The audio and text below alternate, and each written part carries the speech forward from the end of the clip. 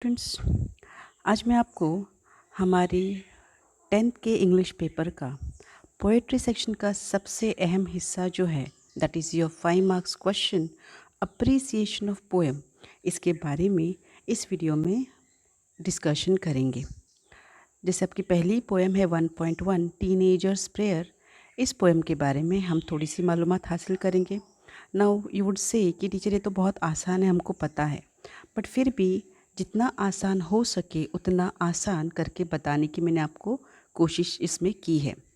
So just look at the points that you have to follow.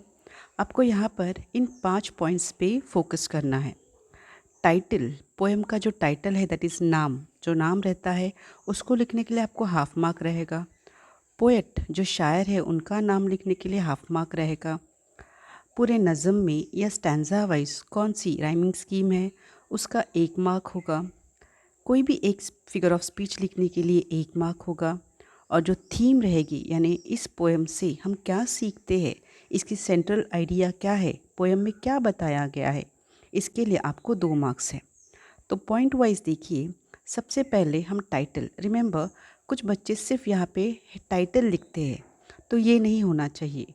You should be able to write in full sentence. आपको पूरा जुमला लिखना सही रहेगा। क्यों?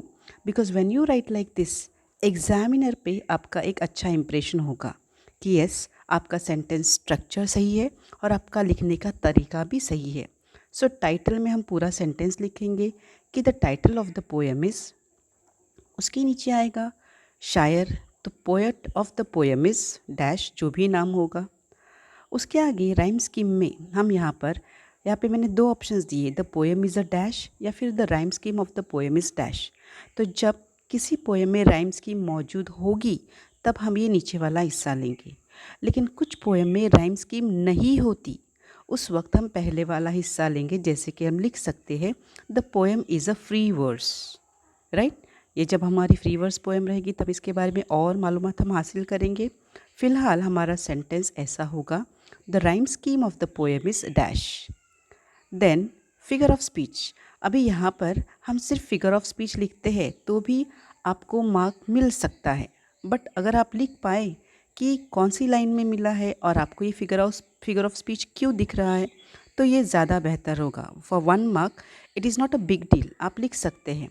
जैसे कि फिगर ऑफ स्पीच कौन सा है, कौन सी लाइन में आपको वो दिखता है और आपको वो फिगर ऑफ स्पीच क्यों, वजह क्या है, वो आपको लिखनी है। एंड देन लास्ट थीम जो 2 मार्क है, कम से कम आपको 3 तो भी लाइन्स इसके लिए लिखनी है। So see the answer, appreciation of the teenager's prayer, यह होगा आपका 5 मार्क्स का आंसर। The title of the poem is teenager's prayer. Then second point होगा, the poet of the poem is J Morse. The rhyme scheme of the poem is ABCB.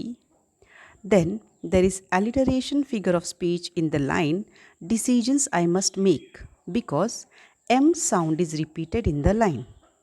Must, make, right? तो यहाँ पर अभी कुछ बच्चे बोलेंगे teacher decision I must make, ये inversion भी होता है, यस। लेकिन जैसे मैं मेरे स्टूडेंट्स को बताती हूँ, मैंने आपको हमेशा से बताया है कि किसी भी नज़म में हमारा ये 1 मार्क का सवाल है। तो आपके लिए सिंपल हिंट ये है कि एलिटरेशन ये एक ऐसा फिगर ऑफ स्पीच है कि आपको 99% पोएम्स में ये डेफिनेटली मिलता ही है। तो जिन बच्चों को फिगर ऑफ स्पीच में थोड़ा कन्फ्यूजन है, नाम स्पेलिंग याद नहीं रहती, एक्सप्लेनेशन याद नहीं रहता, या फिर हम लाइन चुन नहीं सकते, तो ये एक ऐसा फिगर ऑफ स्पीच है जो आपको बोलते ना डूबते के लिए तिनके का सहारा, इस तरीके से काम आएगा। क्योंकि एलिट्रेशन फिगर ऑफ स्पीच लिखना 99% सक्सेसफुल क्यों होगा, ये हमेशा हर पोएम में पाया जाता ही है 99%। तो यहाँ पर मैंने यहाँ आपको इन्वर्जन की जगह पे एलिट्रेशन बताया है। क्यों? क्योंकि you can see here M and M that is म साउंड इज़ रिपीटेड। हो गया आपके यहाँ तक आपके 3 मार्क्स पूरे मिले। एंड लास्ट है, आपको यहाँ पर आंसर्स बहुत अलग अलग किस्म के दिए गए हैं, लेकिन मैंने आपको यहाँ पर एकदम सिंपल तरीके से दिया है। देखो, the poem talks about a teenagers dilemma. Dilemma यानी क्या? कन्फ्यूजन है। He is now grown up, वो बड़ा हो चुका है। He wants to take right decision and avoid wrong things, ये है उसका डायलेमा कि वो बड़ा हो चुका है और उसको सही डिसीजंस लेने हैं और गलत को अवॉइड करना है, टालना है. So he prays to the God that if God guides him, he will always be right. वो दुआ करता है कि अगर उसका गॉड, उसका खुदा उसके साथ हमेशा रहेगा तो डेफिनेटली वो हमेशा सही राह पर चलेगा. This is what the poem talks about. आपको इसके लिए डाइजेस्ट में भी अलग अलग किस्म के आंसर्स है. थीम, सेंट्रल आइडिया, एक ऐसा टॉपिक अगर ये आप सही से लिखेंगे तो आपको इस 5 मार्क्स में पूरे कम से कम, ज़्यादा से ज़्यादा भी हो सकता है 4 मार्क्स, 4.5 मार्क्स आसानी से मिलेंगे. लेकिन जिन बच्चों को इंग्लिश राइटिंग में थोड़ी दिक्कत है कि हाँ स्पेलिंग मिस्टेक हो सकती है कुछ भी, तो उनके लिए मैंने ये आसान करके बताया है. I repeat, the poem talks about a teenagers dilemma यानी confusion. He is now grown up, वो बड़ा हो चुका है. He wants to take right decision and avoid wrong things. वो सही डिसीजन लेना चाहता है और गलत चीज़ों से दूर रहना चाहता है. So he prays to the god that if god guides him he will always be right. इसलिए वो दुआ करता है कि अगर उसके साथ गॉड रहेंगे तो हमेशा वो सही राह पे चलेगा.